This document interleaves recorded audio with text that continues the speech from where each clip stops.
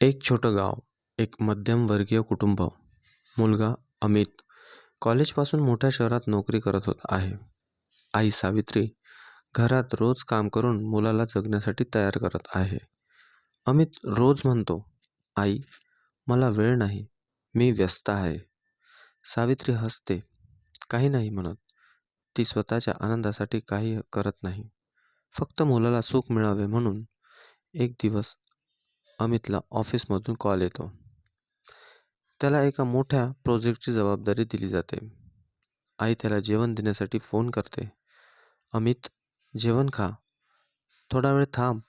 अमित उत्तरतो, आई, आता नाही, मी व्यस्त आहे. आईचे डोळे थोडे नम्र होतात. ती शांतपणे जेवण ठेवते आणि म्हणते, एक दिवस तुला कळेल बेटा, आईचं प्रेम काय असते. काही दिवसांनी अमितचा फोन बंद पडतो.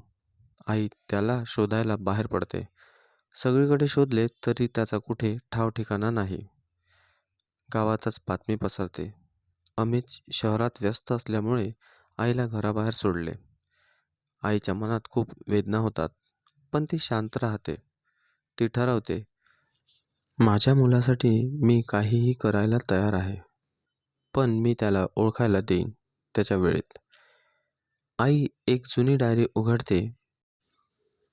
त्यात लिहित आहे, माझी किंमत माझ्या मुलाला मी गेल्यावर कळेल. अमितला हे कधी कळेल, कधी तो आईची मायेची खरी किंमत समजेल. सकाळ झाली, गाव शांत होतं. सावित्री आई अजून घराच्या अंगणात काम करत होती, पण आता मनात खूप दुःख होतं. तिने ठरवलं, आज मी त्याला शिकवीन माझी माया आणि त्याची किंमत. शहरात अमितच्या ऑफिसमध्ये सर्व काही गजबजलेलं होतं. त्याचा मोबाईल वाजला, पण तो पाहिला नाही. आई पुन्हा कॉल करत असेल, पण मी व्यस्त आहे, तो असं स्वतःला सांगत होता. कार्यालयातील सहकारी त्याला विचारत होते, अमित, आईचा कॉल का घेत नाहीस? तो हसतो, आई, ती नेहमीसारखीच आहेस, काही विशेष नाही. त्याच क्षणी त्याला काही उमगलं नाही. आईच्या प्रेमाचा अर्थ त्याच्या मोकळ्या दिवसातच त्याला हळूच गमावला होता. गावातल्या एका मित्राने कॉल केला, अमित, आई बऱ्याच दिवसांपासून व्यस्तपणामुळे रडते. तिने सांगितलं की तिला तुला भेटायला हवं. अमितने विचार केला, मी उद्या जाऊन भेटतो, अजून काही दिवस शिल्लक आहे. पण नियतीला काही दिवस फार कमी होते. सावित्रीने त्याच दिवसात रात्री एक पत्र लिहिलं. पत्रात ती म्हणाली, बेटा, मी तुला कधीही त्रास देऊ इच्छित नाही. मी फक्त तुझ्या आयुष्यात थोडासा वेळ हवी होती, पण आता मी शांतपणे माझ्या कामात रमते. ते पत्र पोस्ट बॉक्समध्ये ठेवून झोपली. अमित दुसऱ्या दिवशी कामासाठी गेला. त्याला फोन आला, आई गंभीर आजारी आहे, तिला रुग्णालयात हलवले आहे. अमितचं काळीज थांबलं. तो लगेच गावात परतला. आई बेडवर शांत झोपलेली होती. डॉक्टर म्हणाले, तिच्या स्थितीवर लक्ष ठेवा, आता थोडा वेळ बाकी आहे. अमित तिच्या हाताला धरून रडू लागला, आई, मला माफ कर. आईच्या हाताचा थरथराट, ही माया अजून कायम होती. अमितने आईची डायरी शोधली. ती उघडली आणि वाचायला लागला. मी तुला वेळ देऊ शकलो नाही, पण मी तुला आयुष्यभर प्रेम दिलं. आता तुला हे कळलं पाहिजे बेटा. अमित रडून थकल्यावर त्याला समजलं, आईचे प्रेम किती अमूल्य आहे. रुग्णालयातले इतर लोक विचारतात, तू ऑफिससाठी आईला सोडलंस? अमित शांतपणे उत्तर देतो, हो, पण मी आता प्रत्येक वृद्ध आईवडिलांना वेळ देईन. वेळेत माणूस व्हायला शिकेल आणि शिकले पाहिजे. त्याच दिवशी त्याने ठरवले, मी माझ्या आईसारख्या लोकांसाठी काही करेन, जे प्रेमासाठी विसरले गेले आहेत. अमित रुग्णालयाच्या खोलीत बसला होता. आईची हाताची थरथराट अजून त्याच्या मनात गुंजत होती. आई, मी तुला वेळ दिला नाही, पण आता तुला हरवू नको. तो श्वास घेतो आणि हळूच निर्णय घेतो, मी माझ्या आईसारख्या लोकांसाठी काही करेन. अमितने गावातच नव्हे तर शहरातल्या एका वृद्धाश्रमाला भेट दिली. ती वृद्धा त्याच्यासारख्या मुलाची अपेक्षा करत होती. तिच्या डोळ्यात तो आईसारखा माया पाहतो. बेटा, कोणीतरी माझा हात धरला पाहिजे. आणि अमितने हात धरला. त्याच्या मनात आईची शिकवण चालू राहिली. अमित ठरवतो की प्रत्येक आठवड्यात तो वृद्धाश्रमात येईल. तेथे जेवण, औषध आणि वेळ देईल. मी प्रत्येक वृद्धाला वडील किंवा आई सारखा वेळ देईल. तो फक्त भेट देत नाही, तो त्यांचा मनाचा आधार बनतो. एक दिवस वृद्धाश्रमातली आजी म्हणाली, बेटा, तुला भेटून मला आई आठवली. अमित विचारतो, आई काय म्हणाली? आई म्हणाली, वेळ द्या, प्रेम द्या, लक्ष द्या. बाकी सर्व देव करतात. त्याला समजलं, आईचं प्रेम म्हणजे नक्की फक्त भेट देणं नाही, तर काळजी घेणं, ऐकणं आणि वेळ देणं सुद्धा आहे. अमितला आता शहरातल्या वृद्ध लोकांसाठी काही योजना तयार करतो. सावित्री माऊली आधार नावाची संस्था सुरू केली. वृद्धाश्रमातील प्रत्येक वृद्धाला भेट देतो. मुलांना शिकवतो की आई वडील जिवंत असताना त्यांना वेळ द्यायला हवाच. त्याचे मित्र विचारतात, अमित, तू इतका वेळ का लावत आहेस, का घालवत आहेस?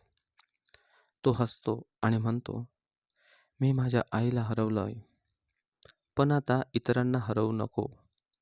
वेळेत माणूस व्हा.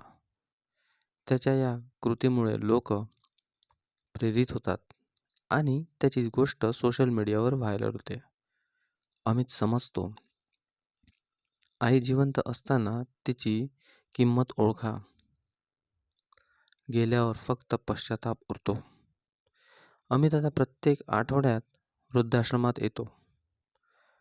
तिथे त्याने पाहिलं की अनेक वृद्ध लोकांमध्ये एकटेपणा आणि अपेक्षा किती खोलवर आहेत. ही माया, ही काळजी, ही भेट, तीच खरी खरी देवाची भेट आहे. अमित मनात म्हणतो. तो फक्त भेट देत नाही, तो त्यांच्या जीवनात आनंद आणि आधार निर्माण करतो. वृद्धांसाठी पहिला उपक्रम. अमित ठरवतो की शहरातील प्रत्येक वृद्धाश्रमात काही दिवस जाऊन वेळ घालवला जाईल. जेवणाची सोय करतो, औषधांची काळजी घेतो, वृद्ध लोकांना ऐकतो, त्यांचे अनुभव आणि गोष्टी वाचतो. तिथे त्याला लक्षात येतं की आईची शिकवण प्रत्येक वृद्धाला लागू होते. आई जिवंत असताना प्रेम द्या, वेळ द्या आणि त्यांची माया ओळखा. अमितचा उपक्रम गावात आणि शहरात लोकांपर्यंत पोहोचतो. लोक विचार करतात, आपण आपल्या आईवडिलांशी वेळ देतो का? त्यांचा प्रभाव इतका वाढतो की अनेक लोक त्याच्या पालकांना वेळ देतात, भेटतात आणि आदर करतात. आईची शिकवण जिवंत. अमितच्या प्रत्येक कृतीत त्याला आईच्या शब्दाचा स्मरण होत राहतो. मुलांनो, जिवंत असताना माणसांना महत्त्व द्या, गेल्यावर फक्त आठवण उरते. ही शिकवण अमितच्या जीवनात खोलवर जाऊन रुजते. त्याला समजते की आईचं प्रेम म्हणजे उपकार नाही, ती वेळ आणि माया आहे. एक दिवस वृद्धाश्रमात भेट दिली असताना एक आजी अमितकडे पाहून म्हणते, बेटा, तुझ्यासारखा मुलगा प्रत्येक आईला लाभला पाहिजे. अमित डोळे नम्र करतो. त्याला कळतं की त्याने आईसाठी शिकलेल्या धड्यांचा परिणाम आता इतरांसाठी होत आहे. अमित वृद्धाश्रमात नियमित येतो. आता तो फक्त भेट देत नाही, तर तो वृद्धांसाठी आयुष्य बदलणारा आधार बनतो. आई, तू गेलीस, पण तुझं शिकवणं मला जगायला शिकवत आहे, तो मनात म्हणतो. अमितने एक संस्था तयार केली, सावित्री माऊली आधार. वृद्धाश्रमातील प्रत्येक वृद्धाला नियमित भेट, जेवण, औषध आणि वेळ देणे, मुलांना शिकवणं देणे, ही आईवडील जिवंत असताना मोल करा. ही संस्था समाजात आदर्श बनते. समाजाचे बदलते दृष्टिकोन. लोक विचारतात, अमित, तू इतकं का करतोस? तो उत्तर देतो, मी माझ्या आईसारख्या लोकांसाठी काहीतरी करू इच्छितो. जे वेळेत माणूस व्हायला विसरतात. त्यांच्या या कृतीमुळे अनेक लोक प्रेरित होतात आणि त्यांचा स्वतःच्या पालकांसाठी दृष्टिकोन बदलतो. आईची शिकवण ही जिवंत अमित आता समजतो. आईचं प्रेम फक्त भेट देणं नाही, ते फक्त वेळ देणं नाही, ऐकणं नाही आणि लक्ष देणे एवढं सगळं आहे. त्याला आता कळतं, आई जिवंत असताना तिच्या मोलाची खरी किंमत काय असते. एक दिवस वृद्धाश्रमातील अमित एका आजीचा हात धरतो.